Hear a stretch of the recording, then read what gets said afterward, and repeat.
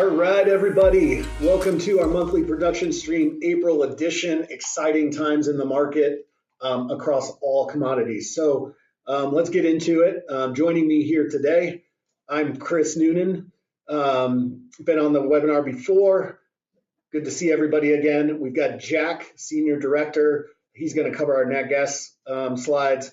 Keelan, who heads up our crude. It's good to have crude back in the mix again. Keelan, thanks for joining. And Jackson, who's going to connect it all with the capital markets, right? So we sit squarely in between the commodity and capital markets. So thanks for joining me, guys. Thanks for having us. It's great. All right, agenda real quick, cross commodity production update, WTI futures and crude oil production, which I'm super excited about. And then bullish crude, bearish gas, we'll get into that. And then connecting it all with the capital markets, re-rating midstream assets in basin beneficiaries of associated gas growth. So let's get into production, Jack. Yeah. All right. So first off, addressing the 800-pound gorilla in the room, which is obviously our crude oil forecast. We have ran a revised run here for April, and you can see actually a little bit of growth. So awesome. About 500,000 barrels or so, we think on average, 27 over 26.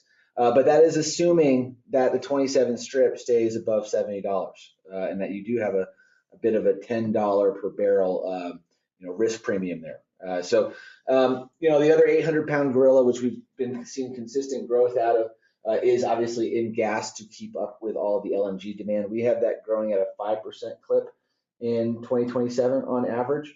And then you've got your NGLs, which are kind of riding the coattails of natural gas, but also positive growth there.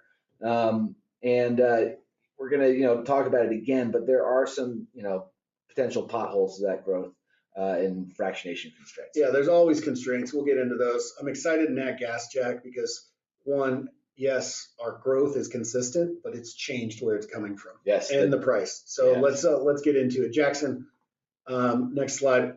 Talk us through how we're looking at WTI and the forward curve right now. Yeah, so this chart's kind of walking you through time to the present moment. So the first blue line in the bottom there is the pre-epic fury from end of February there. And as you can see, it's very light backwardation with the 27 average being around $61. And as we step through time to present day, we get up to today, which is $71 or $72 for the average of 27. But as you can see, you're stepping through time, you're getting more backwardated at first when the market was pricing in a very brief conflict and then quick resolution. And as you can see, present moment, it's still very backwardated, but it's slowly creeping up in the outer years 27 as the market is realizing this is going to be a structural repricing. Yeah, I think that's what everybody's talking about, right? Great prices now. What does that mean for the future if we invest some capital? Exactly. Is there going to be demand destruction? What does that look like for crude supply and demand forecasts? And that's kind of helping inform our high case and our base case that we're going to be presenting today. Great, thanks, Jackson. Keelan, let's bring you in. Next slide. Where's the production coming from? Yeah, so we had some conversations internally of where we are expecting to see this production come online. And the Permian and Bakken is kind of the two basins we targeted for it.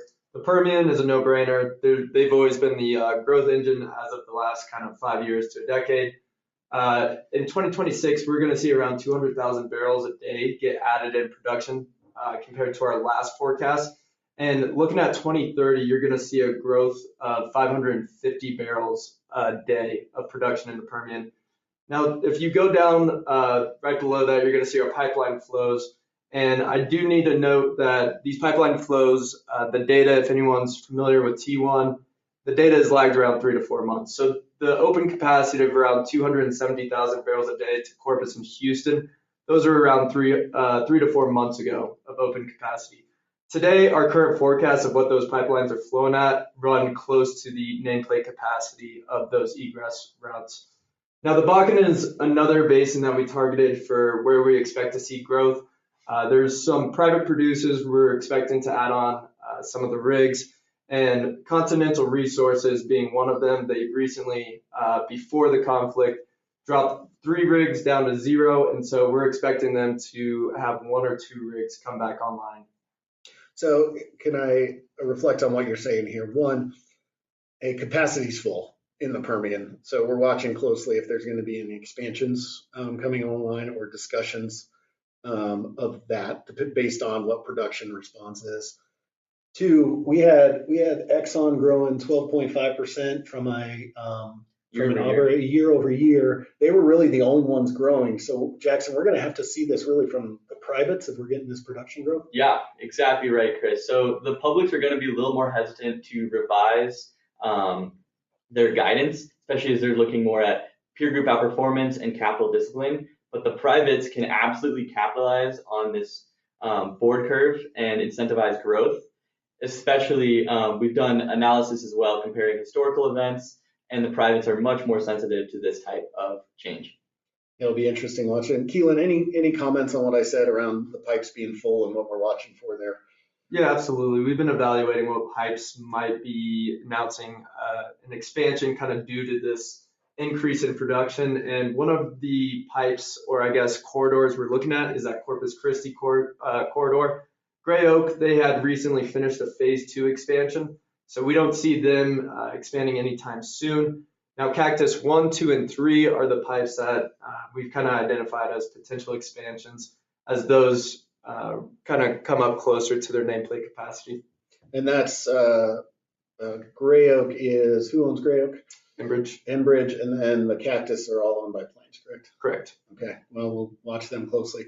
All right, that's our crude production. Hey, Jack, let's get into the price, what this means for the price of Henry Hub on the gas side. Yeah. Well, I'm excited that, gas is a popular topic once again. I sat the last month out and let Keelan get all the headlines. So, this is our refined April forecast. You can see in the red there, and it is lower than our February 26 forecast starting in 2027.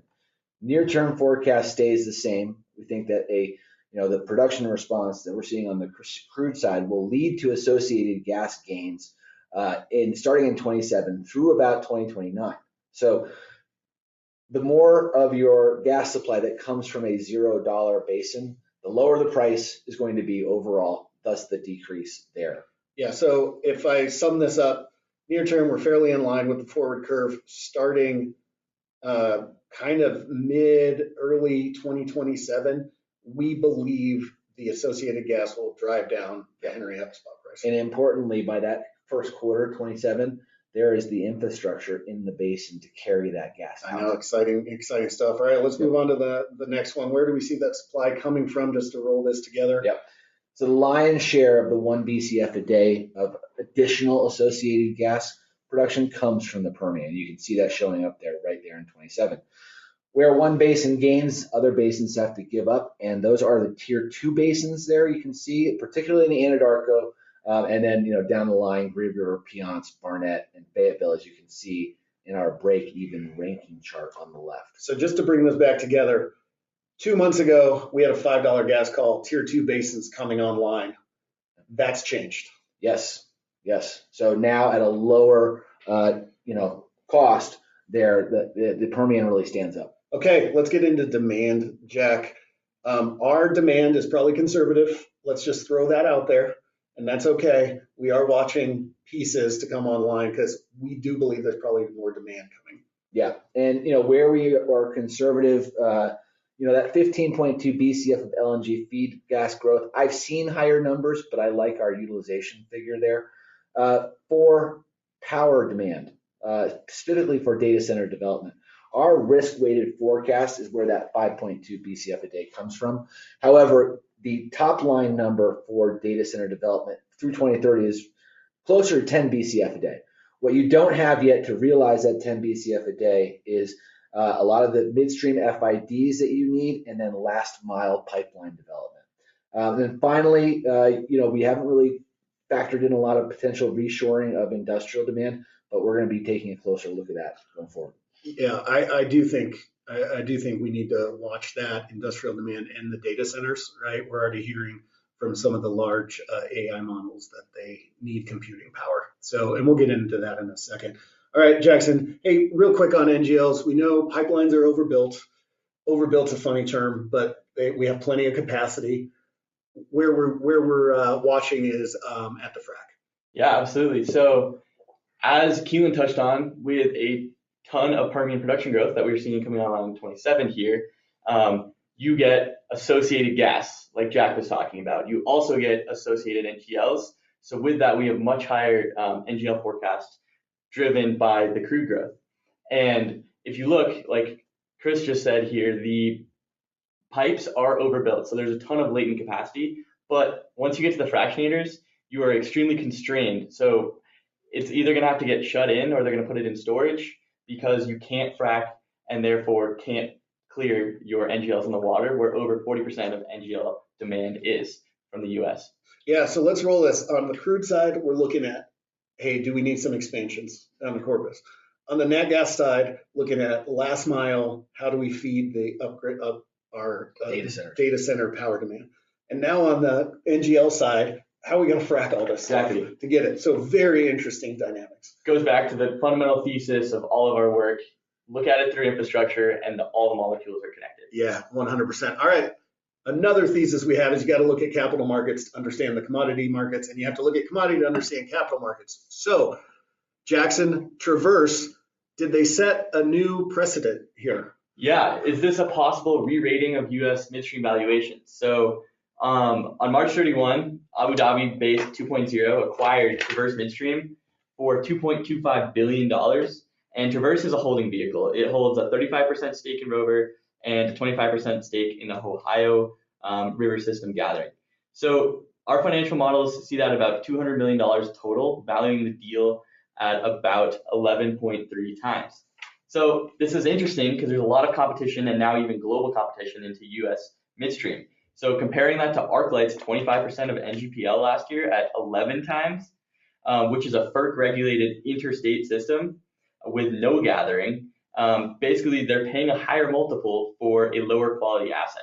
So it may be a signal that it may not be an overpay, but it definitely could be the new clearing price, especially as global capital could be re-rating U.S. midstream assets. Yeah, I love the global capital coming in. Motivation changes dynamics in markets, and I think we're starting to see that. So nice slide. I'm looking forward to watching how this plays out. Now, let's get into the data centers. This is huge, Jackson. I mean, this is massive. Yeah. So Chevron and Microsoft did confirm their partnership on March 31 of 2.5 gigawatts behind the meter natural gas generation in West Texas to power Microsoft's data centers. So with a pathway to 5 gigawatts over time. So to put that in context, U.S. data center demand is on track for 53 gigawatts from a data center demand monitor by 2030. And this single deal is about 5 to 10% of that, right? And the gas math matters for midstream. This project could support up to, in Texas, these projects could support up to 8.4 BCF of new gas demand, or in our risk forecast, looking at that through infrastructure, there's 3.4 BCF of likely in-state demand. And the strategic read-through is Chevron just turned stranded associated gas into long-dated, contracted, power-grade revenue stream. So everyone with associated gas coming out of the Permian or any crude-weighted basin could be looking at this as well, and it's a strategy in itself. Yeah, it is amazing to watch. I do want to say, I do think we probably need more computing power moving forward. We'll start to see that. The second piece is Texas is very favorable to these data centers where some other states aren't, and we're starting to see some pushback in the other states. So that could determine where these data centers end up going. And it gets back to the last mile, Jack. Last mile. Just go right to it. You got a ton of associated gas out there. That's a marriage made in, gassy heaven. Yes, 100%. All right. Hey, let's jump to our last slide here. Hey, everything's great, hunky-dory, I think is a term I use sometimes. Everything's hunky-dory, but there are pieces you have to watch out for in this market. Yes, exactly. So speaking to that associated gas growth as well, and all the new infrastructure Jack was talking about out of the Permian, really talking about a lot of these companies that have gas pipes out of the Permian use them to market, and they market on the Waha to Henry Hub, Houston Ship, or Katy spreads. And so Kinetic is an example of a company that markets on the Waha to Houston Ship spread. So we recently did a deep dive on the company, and its marketing unit sits inside its midstream logistics segment, and the 10K tells us that product revenue is entirely in the segment, and over 99% of the cost of sales is in the marketing book. So that makes it the economics easy to isolate to marketing. So when we chart the unit's gross margin against the Waha to Houston Ship Channel spread since 2022, we get a correlation of 0.8 that is statistically significant, and that's not a coincidence. Kinetic owns 55% of Permian Highway and that is the pipe connecting the two hubs. So wide Permian basis flows straight to the bottom line for them. The problem is that the basis is about to collapse. Blackcomb and Hugh Brinson start up in late 2026, and the forward curve is already pricing Waha materially higher. So we see marketing gross margins peaking in the second quarter of 2026, and then falling back to 2022 levels as early as the third quarter of 26. Hey, great example, Jackson, of bringing commodity and capital markets together. Appreciate that one. Well, let's wrap it up. Everybody, subscribe to our content. It's great. We also have a new white paper. Please download that. Jack, if you want to go to the next slide, here's everybody. As we always close it up, I want to ask everybody what they're looking for in the market or what they're excited to watch. So, Keeland, you first, because crude is very interesting right now. Yeah, absolutely. And I know I touched on some expansion, so definitely keeping an eye on that. That's in the forefront of kind of what we're looking for. But I think an interesting dynamic that's playing out right now is kind of what's happening at the docks. So could we see some potential new expansions at the dock level as well? Oh, spot coming back? We'll see about that. Yeah, exactly. All right, Jack, what are you watching for? I am looking at LNG FIDs, particularly Texas LNG Brownsville and Commonwealth. I want to see those in 26. In 2025, we had 12 BCF a day of FID capacity. What's it going to look like in 26? So that's kind of what I'm looking as the next signal of this demand behemoth that is coming at us. Awesome, thanks, Jack. Jackson. I'm really curious of how these companies are going to speak to that market on those, Waha to Henry Hub, Houston Ship spreads. What they're going to speak to, like KMI, ET, and Kinetic, for example, in their first quarter earnings, because they're gonna blow it out of the water from the marketing perspective. But long term, there's headwinds there, especially as new egress comes online and that spread collapses. So I'm wondering what their strategies are going to be to mitigate some of that risk. Yeah, me personally, I'm interested in watching what these executive teams, these leadership teams are going to say moving forward. What's the old saying? You can't put the genie back in the bottle. I think we've released it here with Epic Fury. We're going to have to figure out how to grow into it with the capital coming into the market. So, totally. All right, everybody. Jackson, Keelan, thanks for joining us. Appreciate it. We'll see you next time. See you then. Thanks, everybody. Thanks, everybody. See you in a month.